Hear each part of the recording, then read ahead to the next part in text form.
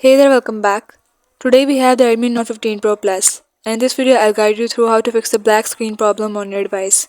Follow the steps carefully to restore your display properly. If you find this video helpful, don't forget to like, subscribe and enable notifications. Now let's begin.